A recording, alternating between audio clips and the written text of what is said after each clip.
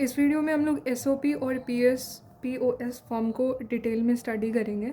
तो असल में एसओपी और पीओएस होता क्या है, तो किसी भी फंक्शन को एक्सप्रेस करने का ये दो फॉर्म है, यानी सम ऑफ प्रोडक्ट और प्रोडक्ट ऑफ सम। तो सबसे पहले समझते हैं कि फंक्शन होता क्या है। ठीक है, तो फंक्शन वो होता है, Boolean function is a mapping that defines the relationship between the combination of Boolean input values and single output values. मतलब कुछ भी इनपुट का जो भी कॉम्बिनेशन आएगा उसका जो रिज़ल्ट आएगा, ठीक है, उसका जो सिंगल आउटपुट वैल्यू आएगा वो एक फंक्शन को रिप्रेजेंट करता है। अब जैसे इसको एक एग्जांपल समझते हैं कि मान लो ए और बी एक वेरिएबल है, इसको लिटरल भी कहा जाता है, फिर वेरिएबल कह लो। ठीक है, उसकी दो पॉसिबिलिटीज़ है, एक 0 या 1। ठीक है, तो उनसे चार कॉम्बिनेशन बनता है, 0 0 0 1 1 0 1 1। ठीक है, तो जब 0 0 आता है तो उसके लिए जो मेरा आउटपुट है वो 1 आता है।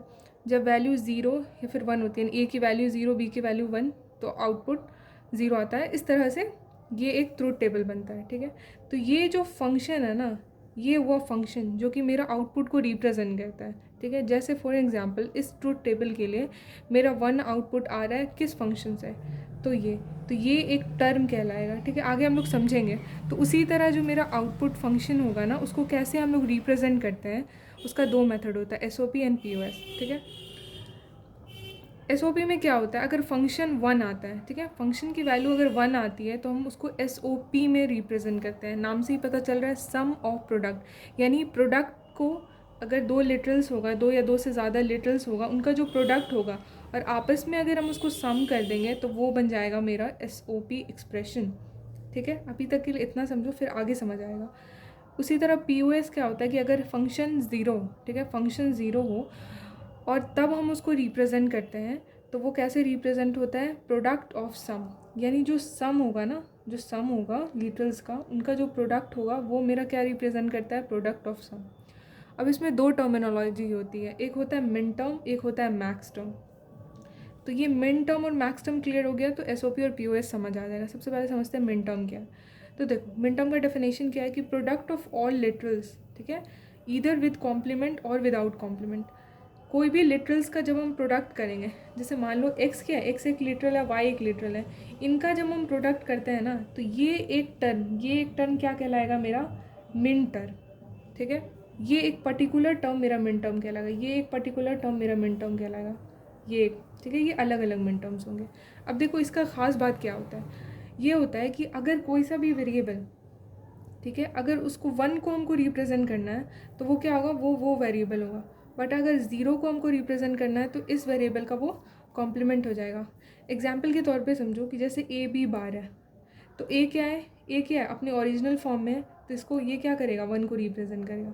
बी क्या है, कॉम्प्लीमेंट है, तो ये क्या करेगा, 0 को रिप्रेजेंट करेगा। ठीक है, उसी तरह मैक्स टर्म क्या होता है, मैक्स टर्म में क्या होता है, सम ऑफ ऑल लिटरल। यहाँ पे क्या था, प्रोडक्ट, यहाँ पे क्या है, sum of all literals, either with complement और विदाउट कॉम्प्लीमेंट। जितने भी लिटरल्स होंगे, मान लो ये एक लिटरल है एक्स, एक वाई, इनका जो सम होगा ना, ये क्या रिप्रेजेंट कर, चाहे वो ओरिजिनल फॉर्म में हो चाहे ये कॉम्प्लीमेंटेड फॉर्म में हो, उनको हम क्या कहेंगे, मैक्स टर्म। जैसे कि ये एक मैक्स टर्म है, ये एक मैक्स टर्म है, ये एक मैक्स टर्म है। ठीक है, अब इसका ना मिन टर्म का जस्ट अपोजिट होता है मैक्स टर्म। ये क्या करता है, 1 क्या होगा ना, वो कॉम्प्लीमेंटेड फॉर्म को रिप्रेजेंट करेगा। मतलब अगर हम किसी चीज़ को कॉम्प्लीमेंटेड फॉर्म में लिखेंगे तो वो 1 को रिप्रेजेंट कर रहा होगा, और अगर किसी को ओरिजिनल फॉर्म में लिखेंगे तो वो 0 को रिप्रेजेंट कर रहा होगा।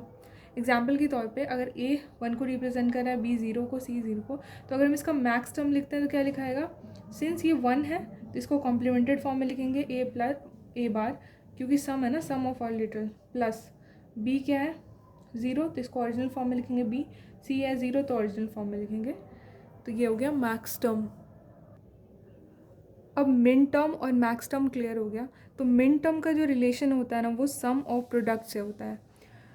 ठीक है, क्योंकि वो क्या है, प्रोडक्ट ही क्या है, वो मिन टर्म है। यानी इसको दूसरे लैंग्वेज में कहें तो क्या होगा कि सारे मिन टर्म को अगर हम ऐड कर लेते हैं तो वो क्या बन जाएगा, एसओपी फॉर्म बन जाता है। ठीक है, एग्जाम्पल के तौर पे ये एक ट्रूथ टेबल है। ठीक है, ये इनपुट्स दिया हुआ है, ये फंक्शन दिया हुआ है।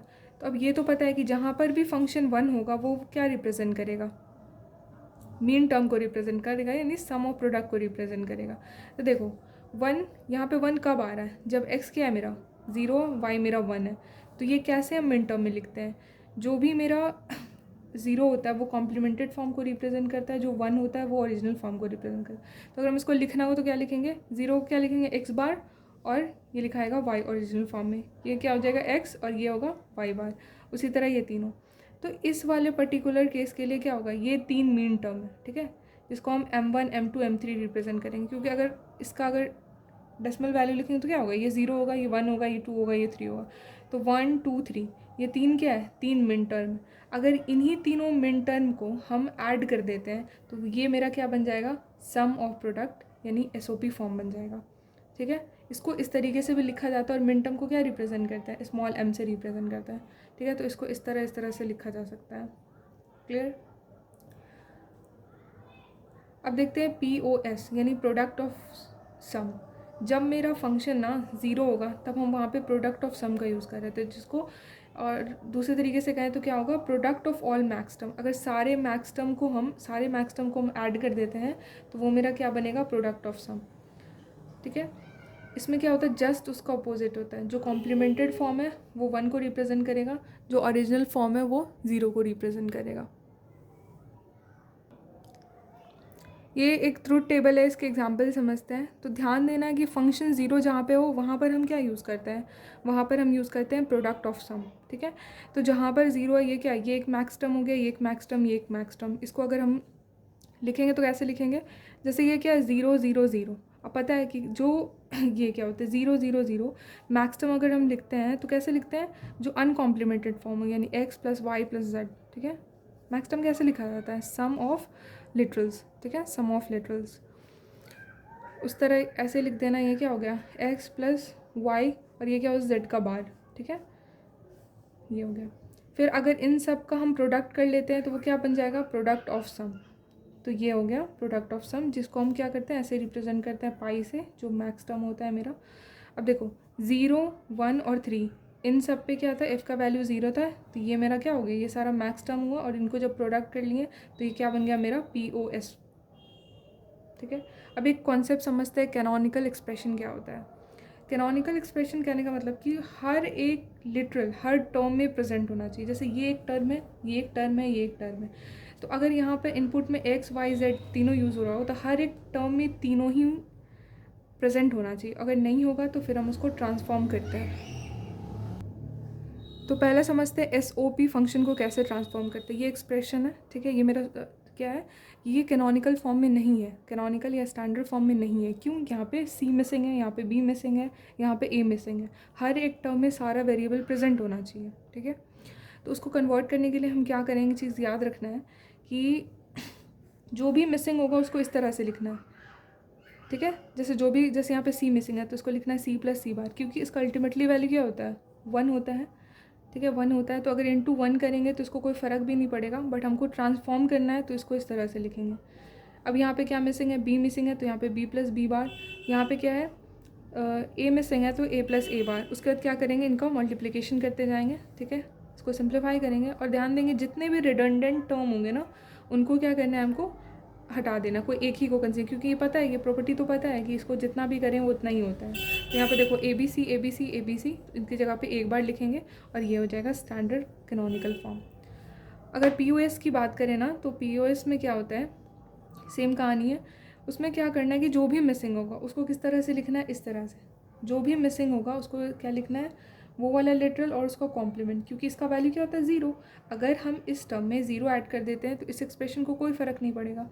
क्योंकि हमको इसको स्टैंडर्ड में POS फंक्शन में कन्वर्ट करना है तो हम इसको इस तरह से लिखेंगे, A + B बार, जो मिसिंग है C × C बार। यहाँ पे क्या है, A मिसिंग है तो A × A bar + B bar + C। यहाँ पर क्या मिसिंग है, B मिसिंग है तो B × B बार। ठीक है, फिर फाइनली क्या होगा, इसको ये क्या होगा, ये एक बार इसके साथ लिखाएगा, फिर ये इसके साथ लिखाएगा। ठीक है, यानी A + B bar C, A + B bar C बार। इस तरह से इसका भी लिखेंगे। जो भी रिडंडेंट टर्म है वो रिमूव कर देंगे, जो मेरा फाइनल आएगा ये होगा स्टैंडर्ड कैनोनिकल फॉर्म।